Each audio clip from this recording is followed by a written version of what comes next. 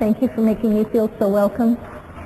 And what a joy it is to be meeting together in this beautiful church with all of you. Thank you, Richard Dunkerley, as well as Steve Nobel, for making this possible. It's a privilege and an honor for my coworkers and me to share something of this work that has meant so much in our lives. People who study the ageless wisdom and the books of Alice Bailey find it transformative. And there is a kind of a magic in undergoing a spiritual path such as is offered through the teachings of Alice Bailey. And it's a joy to be able to share some of that quality of that teaching with you. I noticed that in the promotional literature that was sent out by Alternatives, I was referred to as a teacher. Yikes. I think I was referred to as an international teacher. The reason I say yikes is I actually was a teacher for a few years when I was much younger, and I was really quite a disaster at it. My students probably still remember me and think, oh, that was really awful. I don't feel that I'm a teacher, but I am very definitely a student, as many of you might be too. I've always liked the word disciple, which appears a lot in the writings of Alice Bailey. I believe that the word disciple means literally learning boy, and I'm okay with that. Learning girl, learning boy, that's definitely where I find myself on the curve of the spiral. So as a learning girl, I can share some thoughts with you on the magical power of the soul. Then I would like to open up our meeting to a group discussion, because there might be some ideas and some responses generated within your consciousness as a result of the ideas that I introduce, and perhaps we can have a real group exchange after I've finished my opening remarks. And then, hopefully there will be time for a brief meditation in which we can conclude our work together by sensing the energy of the soul and its magical power. I always need to speak from notes, because I find if I don't, I get off track, and I feel that's a waste of your time.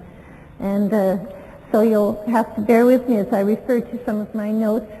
Our opening seed thought, you might say, for our work tonight comes from the Bhagavad Gita. And it's a statement made by Krishna, which says, "Though I am unborn, the soul that passeth not away, though I am the Lord of beings, yet as Lord over my nature I become manifest through the magical power of the soul." That's our keynote tonight. I think that all of us would agree that we are living in an extraordinarily significant, difficult, confusing, challenging time. Perhaps people who have lived on earth have always thought that, but the ageless wisdom does indicate that the present time is unusually significant and special and difficult and full of promise. The reason for that is two different events, we could say, that are occurring. One is that we are living in the shift from what is called an old age, an age governed by Pisces, and moving into a new age, which is called the age of Aquarius. It's an age of transition between two eras, with the inevitable shifting of energy patterns in such a time.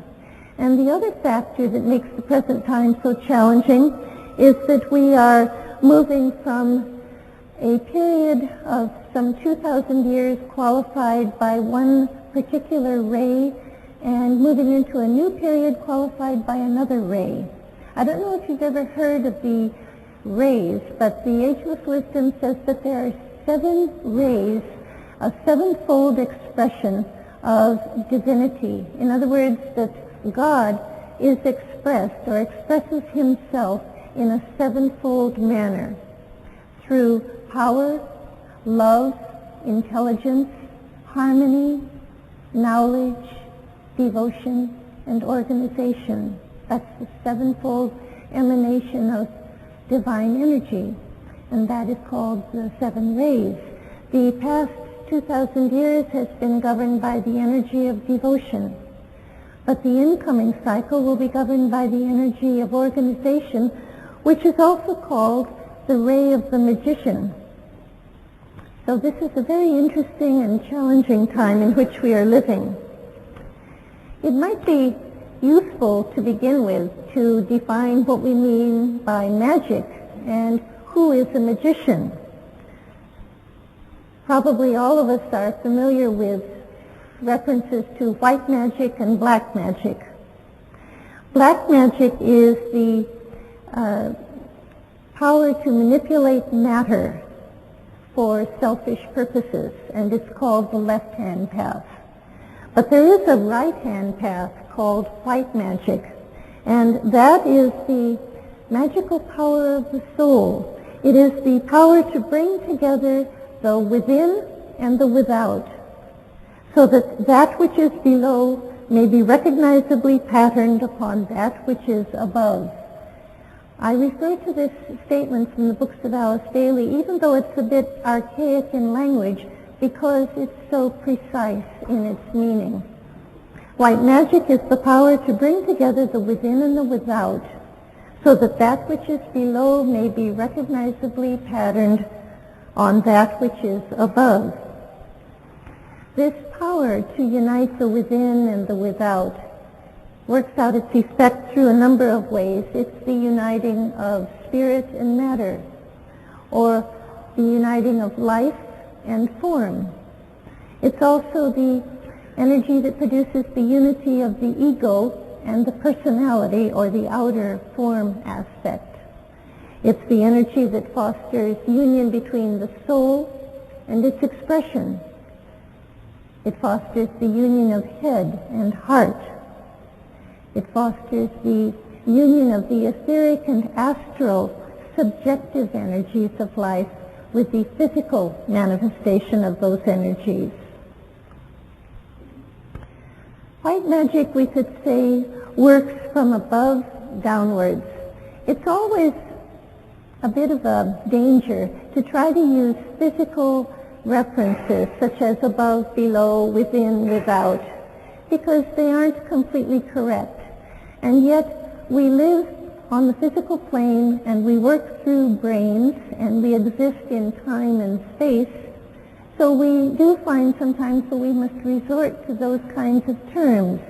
And therefore we say that white magic, the magic of the soul, works from above downwards. It's not an effect of the vibration of matter on its own level. The white magician is in touch with his soul. He has to be. And he is aware, at least somewhat, of the plan and purpose of his soul.